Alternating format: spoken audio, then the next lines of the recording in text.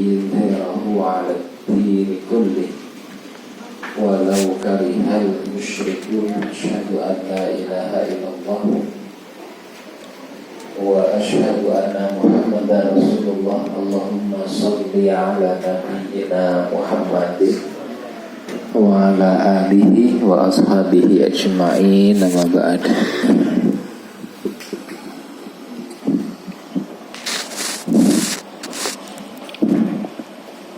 Kita berada di bagian 7 atau bab ke-7 nih.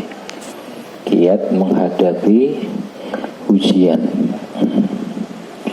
Ujian dalam bahasa Quran atau hadis disebut dengan fitnah atau bala atau ibtila, yang kemarin sudah kita sampaikan ya. Jika menelusuri ayat-ayat Quran, kita akan menemukan beberapa hakikat dari ujian ini. Pertama, ujian ini bersifat pasti, bukan kemungkinan. Di ayat 155 Al-Baqarah sampai 157.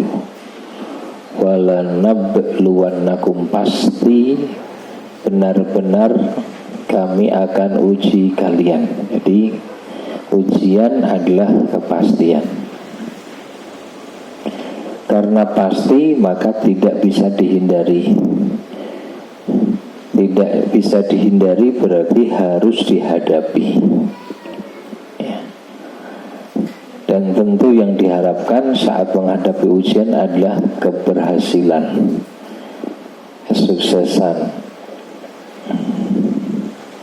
Dan untuk berhasil menghadapi ujian tentu harus memiliki ilmu dan keterampilan untuk menghadapinya. Dan untuk bisa memiliki ilmu maka harus belajar, agar memiliki keterampilan maka harus berlatih ya. Sedangkan sepanjang hidup di dunia ini adalah masa ujian. Karena itu belajar dan berlatih tidak pernah berhenti, karena ujian akan terus berlangsung selama kehidupan di dunia ini masih kita jalani. Iya. Ampun ngantos rumangsa wis rampung le sinau, ilmune wis akeh, wis leren wae rasah ngaji. Jangan pula merasa telah menguasai semua keterampilan sementara ujian masih terus berlangsung dan dimungkinkan kita menghadapi soal-soal ujian yang kita belum mengerti dan belum terlatih untuk menghadapinya.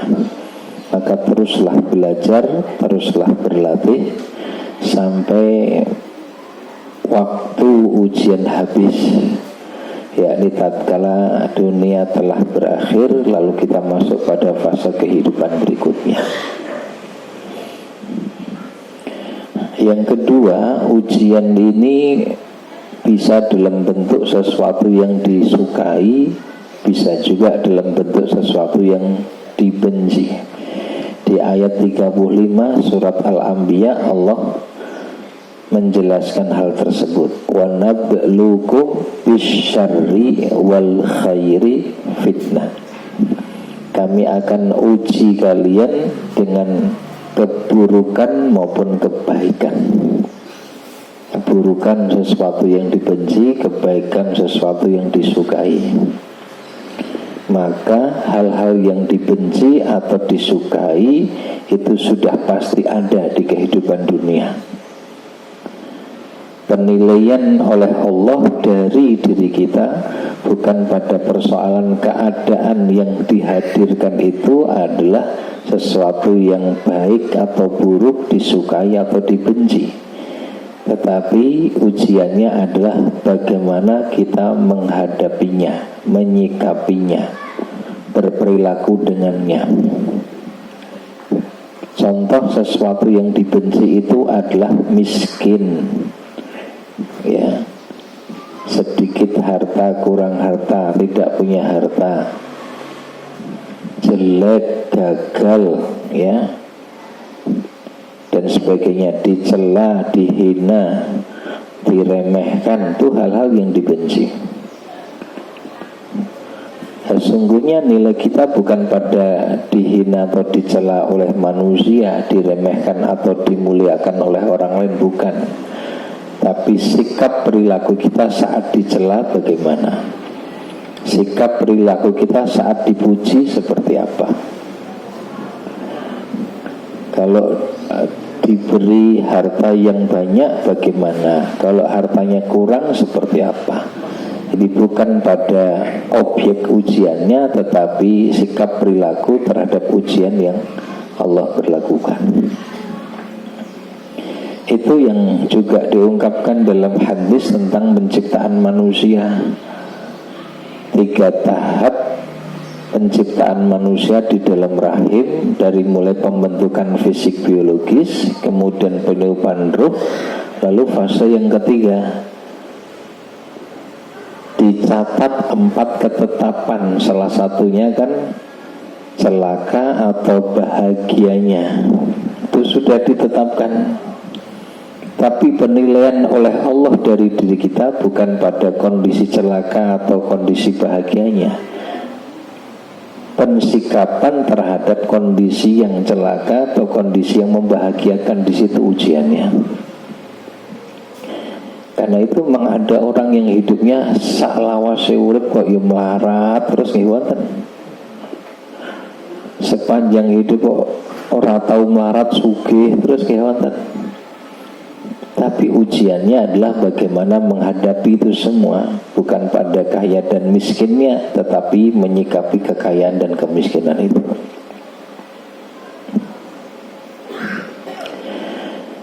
Yang ketiga, ujian ini ya tadi sudah kita singgung, berlaku sepanjang hidup di dunia. Karena memang dunia adalah fase ujian. Kita sudah pelajari dulu di awal. Alam rahim itu fase penciptaan, pembentukan. Alam dunia itu fase ujian. Alam kubur fase penantian, masa menunggu. Alam akhirat fase penilaian dan pemberian balasan. Maka selama kita di fase kehidupan dunia, sepanjang itu pula ujian berlangsung. Karena memang dunia adalah fase ujian.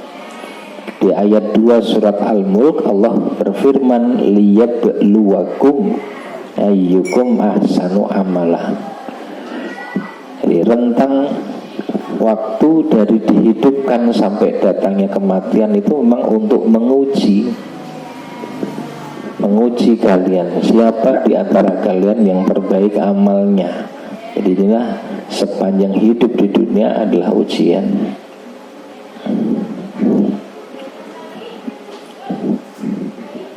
Yang keempat, ujian ini merupakan seleksi iman. Ya, hakikat yang keempat dari ujian adalah seleksi. Alat seleksinya ya ujian. Bentuknya bisa perintah, larangan, ketetapan. Di ayat 2-3 surat Al-Ankabut Allah berfirman, ahasiban nasu ayyusraku ayyakulu amanna wa hum la yuftanun. Apakah manusia mengira akan dibiarkan begitu saja, cukup hanya dengan berkata kami telah beriman, padahal belum diuji. Maka harus ada ujian untuk membuktikan kejujuran pengakuan lisannya bahwa dia beriman. Terakhir, hakikat yang kelima, ujian ini merupakan uji kelayakan sebagai penghuni surga. Untuk masuk ke dalam surga itu ada uji kelayakannya. Am hasibtum an tadkhulul jannah, apakah kamu kira kamu akan masuk surga begitu saja? Walamma ya'lamillahu alladhina jahadu minkum wa ya'lamas sabirin. Padahal belum terbukti orang yang berjihad bersungguh-sungguh dalam melakukan ketaatan, dan belum terbukti pula orang yang bersabar dengan ujian yang Allah berlakukan. Baik, ini hakikat ujian yang kita dapati dalam ayat-ayat Al-Quran. Kemudian Kita lanjut di buku ini, ada di halaman 166 sampai halaman 176. 166 sampai 176, 10 kiat menghadapi ujian. Ya, kita merujuk di sini, nanti kalau ada beberapa tambahan atau keterangan kita sampaikan. Pertama, kiat yang pertama, menguatkan iman.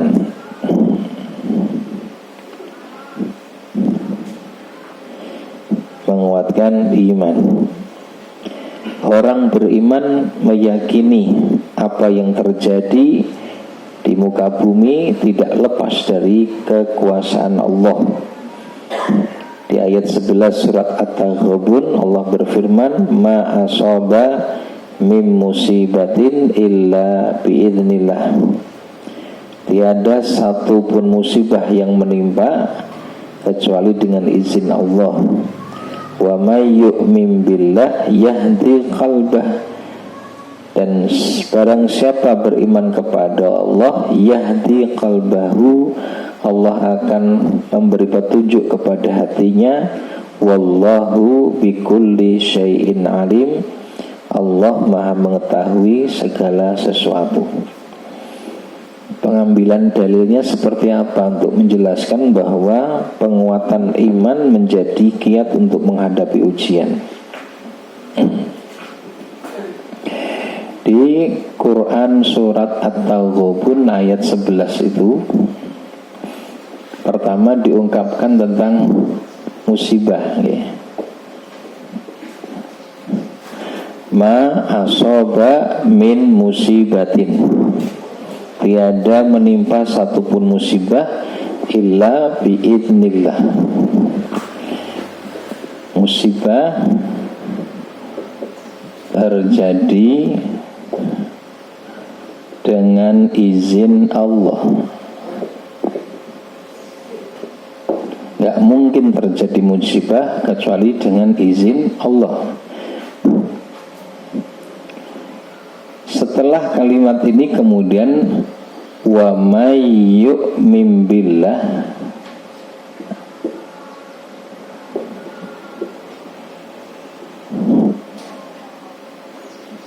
yahdi qalbahu. Wa may yu'min billah yahdi qalbahu.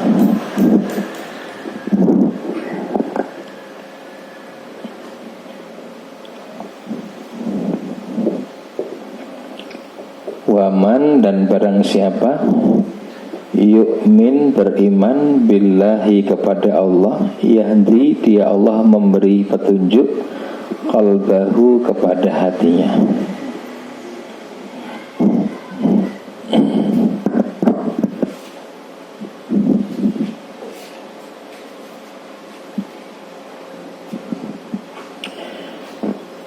Setelah menyatakan musibah ini terjadi hanya dengan izin Allah, lalu kalimat setelahnya barang siapa beriman kepada Allah. Nah, ini sudah mengisyaratkan petunjuk. Menghadapi musibah atau ujian ini, maka aspek iman kepada Allah ini harus perhatikan.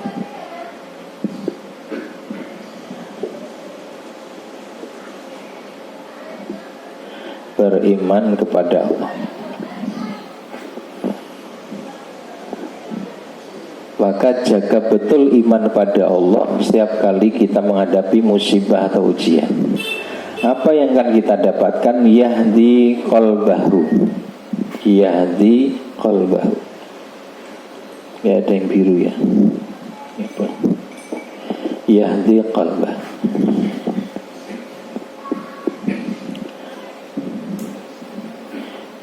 Dia, Allah, memberi petunjuk. Allah memberi hidayah atau petunjuk kepada hatinya.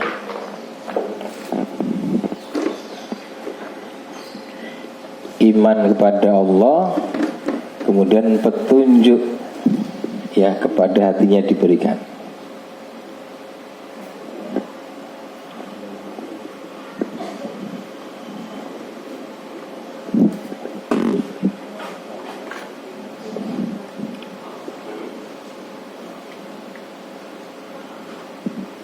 Al-musibah ini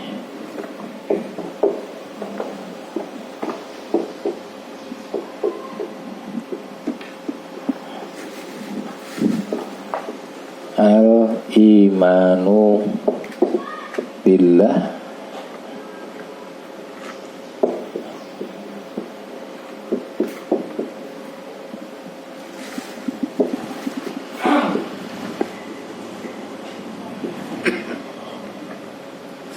yahdi qalbah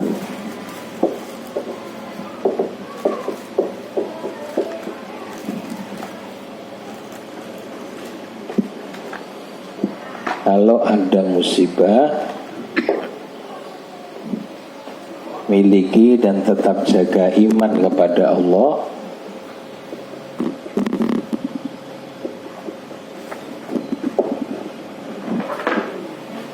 maka Allah beri petunjuk pada hatinya.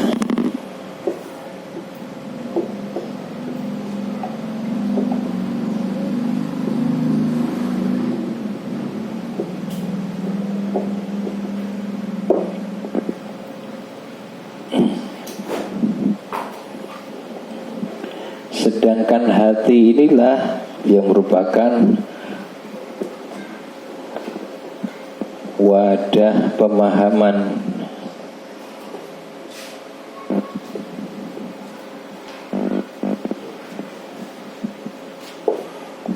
hati itu wadah pemahaman. Tahu dari mana? Surat Al-A'raf 179. Lahum qulubun la yafqahuna biha. Qulub bentuk jamak dari qalbun, yafqahuna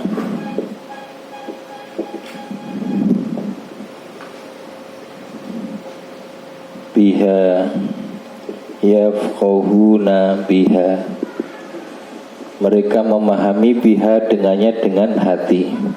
Hati adalah wadah pemahaman. Sedangkan memahami persoalan itu sudah separuh jawaban. Fahmus soal nisful jawab.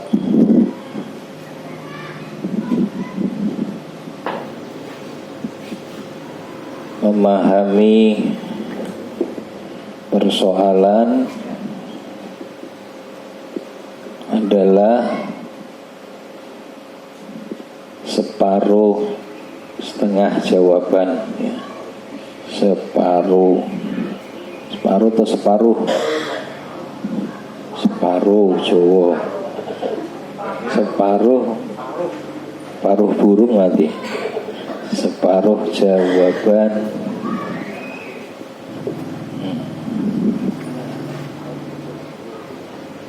Fahmu as-su'al nisful jawab. Nisful jawab.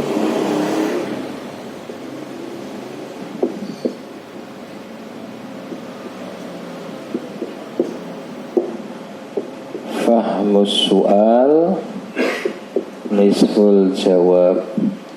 Memahami persoalan itu sudah separuh jawaban.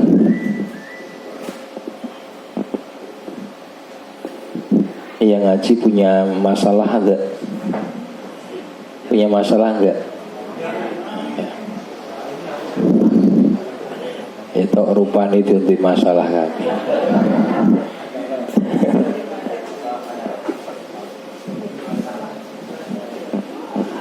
Kalau punya masalah, paham ini jenis soalnya apa, masalahnya apa.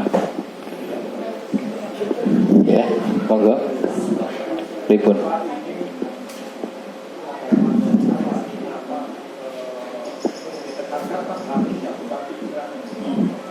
Kenapa hatinya bukan pikirannya? Satu, pertama memang ayat Qur'annya bilang begitu. Dan Quran itu firman Allah, dan Allah itu yang menciptakan manusia. Maka yang tahu persis tentang manusia penciptanya. Kalau Allah bilang wadah pemahaman hati, ya hati. Terus pikiran apa? Akal itu berpikir, tapi belum tentu dia memahami. Ya. Pemahaman itu pada hati, sedangkan akal itu menjalankan fungsi untuk melakukan pemikiran. Kalau akal berpikir tetapi yang membersamai bukan hati yang bersih, maka yang menyertai adalah hawa nafsu. Kalau pemikiran akal disertai oleh hawa nafsu bukan oleh kolbu, maka yang terjadi adalah pemikiran yang rusak. Ya. Itu. Karena itu kalau dalam Quran juga disebut ilmu disebut bersamaan dengan iman. Yarfa'illahu alladhina amanu minkum walladhina utul ilma darajat. Allah mengangkat derajat orang-orang yang beriman di antara kalian dan berilmu pengetahuan beberapa derajat. Ya, Mujadilah ayat 11. Kemudian proses berpikir ini disertai dengan aktivitas berzikir. Ayat 190, 191 surat Al-Imran. Berpikir dengan akal yang cerdas, berzikir dengan hati yang bersih, maka akan dapat pemahaman yang benar. Itu, Baik, ini hal yang pertama. Musibah terjadi, maka berimanlah sungguh-sungguh pada Allah. Hati akan diberi petunjuk, sedangkan hati ini wadah pemahaman, sehingga kita akan memahami persoalan. Ya. Lalu kalau pemahaman terhadap persoalan itu separuh jawaban, separuh pundi, separuh yang lainnya. Kan? Separuhnya lagi mana? Separuhnya lagi Quran surat 29 ayat 69.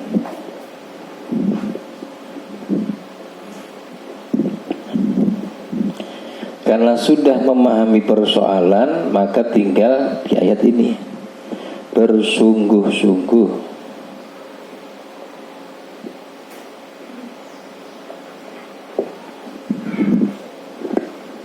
Jahadu fina.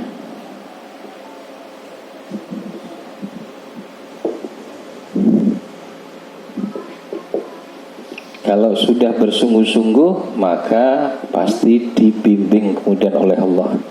Lanahdiyannahum.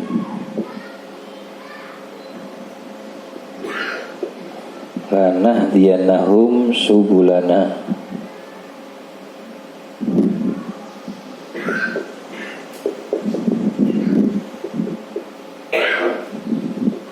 Kami tunjukkan pada mereka jalan-jalan kami.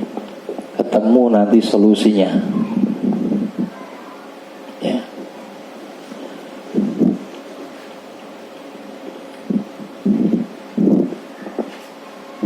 Dan solusi ini didapatkan dengan jahadu fina. Fina itu takwa ini. Bersungguh-sungguh dalam mentaati perintah kami.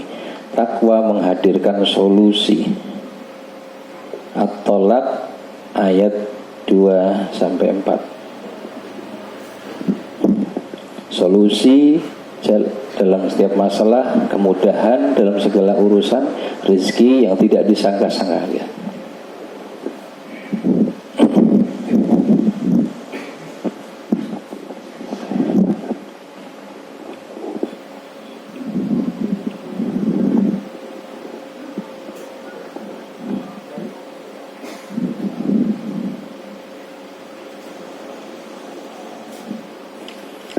Yang kedua, hadapi ujian. Yang kedua kiatnya berprasangka baik kepada Allah. Halaman 167 ya, bagian bawah.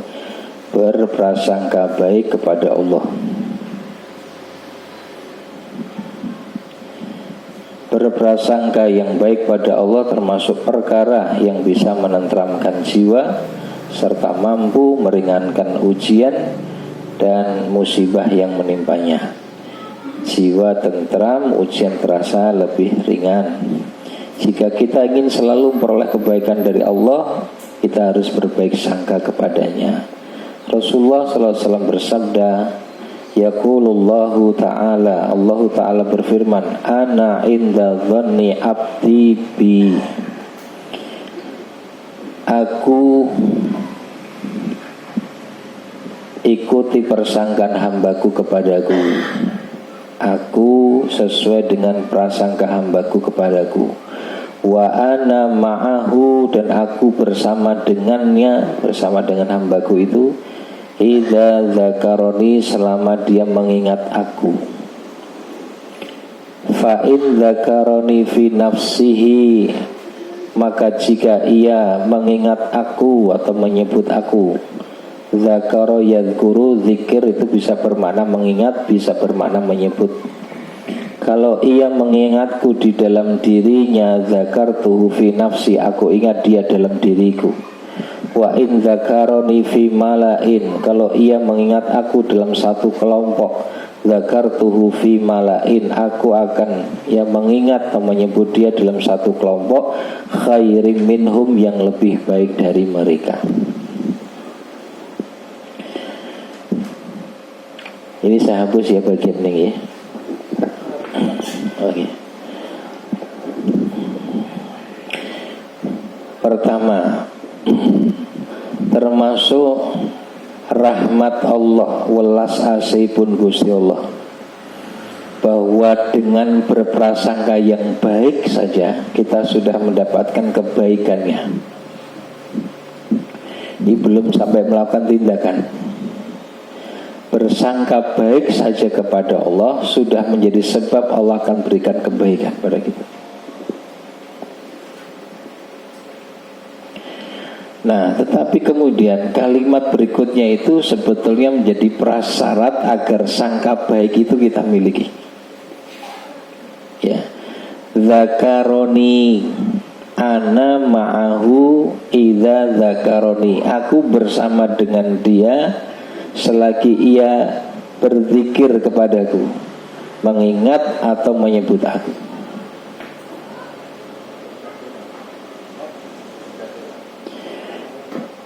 Wong niku nek mboten zikir dhateng Gusti Allah, kados pundi saged nggadahi penggalih ingkang sae dhateng Gusti Allah. Kalau orang itu tidak berzikir, tidak taat kepada perintah Allah, bagaimana mungkin dia punya prasangka baik pada Allah? Oleh biasa sing dieling-eling, sing disebut, sing dilakoni elek niku nggih prasangkane nggih elek. Terus betul.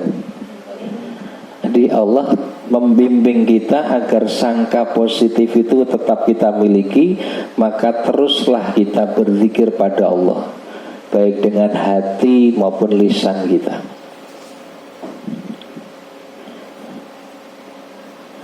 Kalau ia berzikir dalam dirinya, mung piyambakan lin zikir, maka kita pun akan disebut oleh Allah di dalam diri Allah. Ning nek le zikir pada satu kelompok dalam satu jamaah. Nah, ini termasuk hadis yang dijadikan dalil zikir berjamaah. Ya. Wa in dzakaroni fi malain, kalau dia berzikir padaku dalam satu kelompok. Zakartuhu fi malain khairim minhum, aku akan sebut nama dia di satu kelompok yang lebih baik dari mereka, yaitu kelompok para malaikat.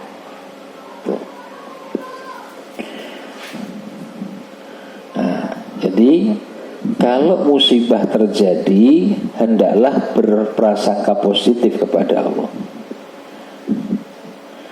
Tapi memang ini tidak bisa spontan terwujud sangka positif pada Allah, kecuali dengan aktivitas berzikir kepada Allah yang kita lakukan secara kontinu. Sehingga agar spontanitas prasangka kita itu positif kepada Allah, maka kontinuitas berzikir itu harus kita lakukan.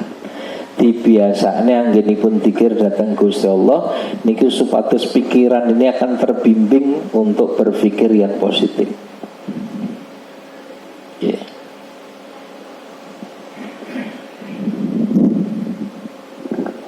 Nah, masalahnya aktivitas berzikir ini. Jadi gini saya terus gini. Husnudzan billah. Husnudzan, bersangka positif kepada Allah. Husnudzan billah. Yeah.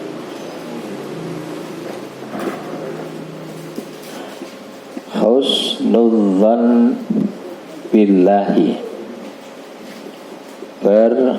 berprasangka baik kepada Allah.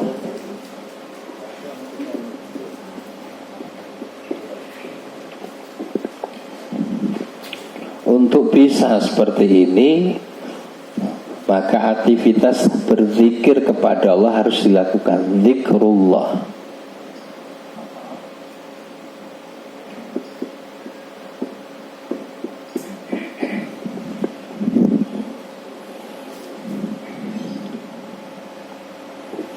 Zikrullah, berzikir pada Allah. Tapi aktivitas berzikir ini melibatkan 3 unsur sehingga benar-benar membuahkan husnudzon billah.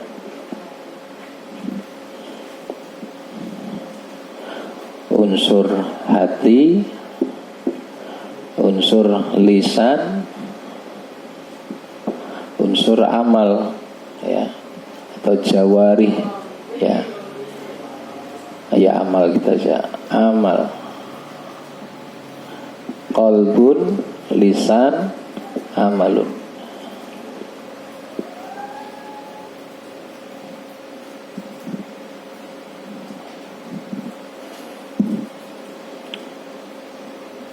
Ya. Hati mengingat baik nama Allah, sifat Allah, perbuatan Allah.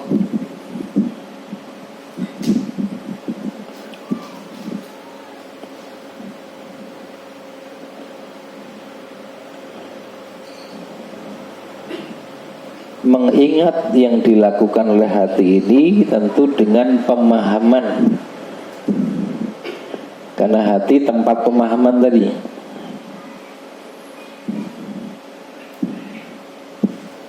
Maka pemahaman, ya, karena harus dengan pemahaman.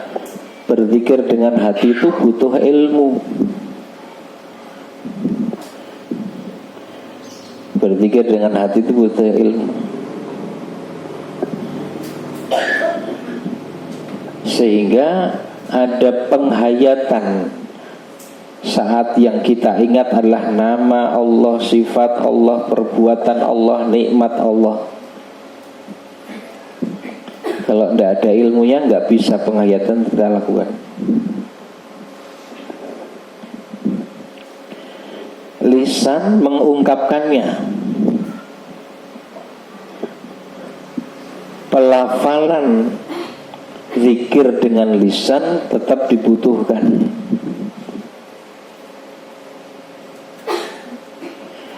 Terlebih jika zikir itu dalam bentuk membaca Al-Quran. Ada petunjuk praktis dalam hal ini. Di satu malam Nabi lewat rumahnya Abu Bakar. Terdengar sangat lirih bacaan Quran Abu Bakar dalam sholatnya. Dibaca Quran di dalam sholat. Hampir tidak terdengar. Nabi melanjutkan jalan, lewati rumahnya Umar, keras sekali volumenya. Umar baca Quran keras sekali. Sampailah waktu subuh, kemudian Nabi mengimami sholat subuh berjamaah. Setelah itu Nabi panggil Abu Bakar dan Umar. Hei Abu Bakar, angkat sedikit lagi suaramu. Jangan terlalu lirih, ditinggikan sedikit volumenya. Sedangkan kamu Umar, direndahkan sedikit volumenya. Artinya apa? Disuarakan zikir itu.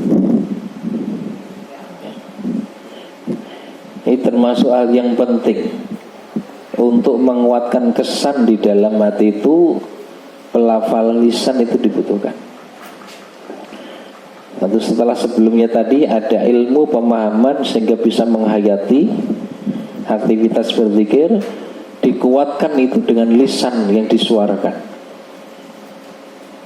Walaupun tidak boleh terlampau keras, ya, tapi menyuarakannya itu suatu yang dibutuhkan.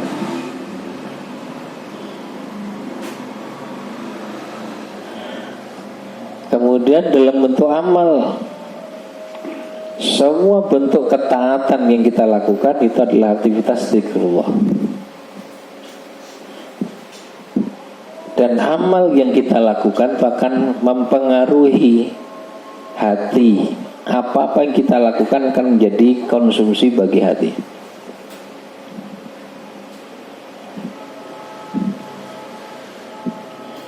Ketika Nabi bersabda, "Idza adnaba dzamban kanat nuqtatun fil qalbi." Kalau seseorang berbuat dosa, dosa itu akan menjadi noktah hitam yang melekat pada hatinya. Itu menunjukkan kondisi hati dipengaruhi oleh perbuatan yang dilakukan. Sehingga kalau aktivitas zikrullah dalam bentuk amal, yaitu melakukan semua ketaatan, akan menjadi atau akan mempengaruhi hati semakin bersih. Hati yang bersih itu akan mudah muncul husnudzan billah, prasangka positif kepada Allah. Kalau sangka kita pada Allah itu baik, positif, maka Allah akan berikan kebaikan. Aku ikuti persangkaan hambaku kepadaku.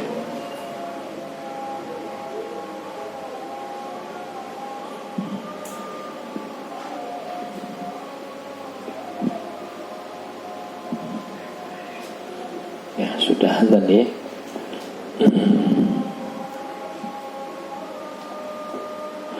Jadi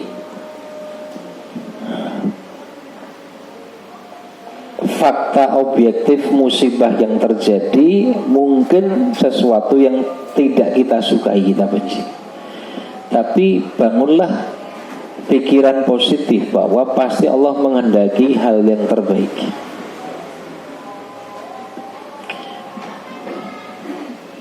Kita mendapatkan musibah apa misalnya, fahami bahwa musibah itu dijadikan sebab oleh Allah untuk menghapuskan dosa kita, untuk menaikkan derajat kita, untuk melipat gandakan pahala tanpa batas karena kita harus bersabar karenanya, untuk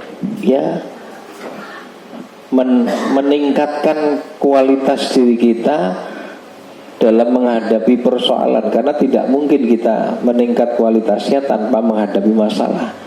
Maka musibah itu menjadi masalah yang dibutuhkan sehingga kualitas di kita semakin meningkat. Nah, pikiran-pikiran positif itu justru akan menjadi sebab kebaikan-kebaikan itu kita dapatkan.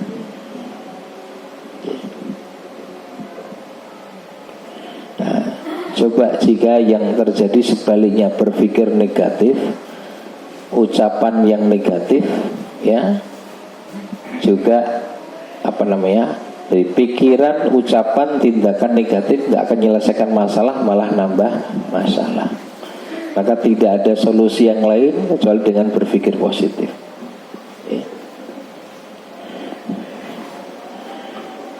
Wallahu a'lam bishawab. Kita break dulu dengan sholat maghrib nih. Jadi kita break dengan bacaan hamdalah. Alhamdulillahirabbil alamin. Assalamualaikum warahmatullahi wabarakatuh.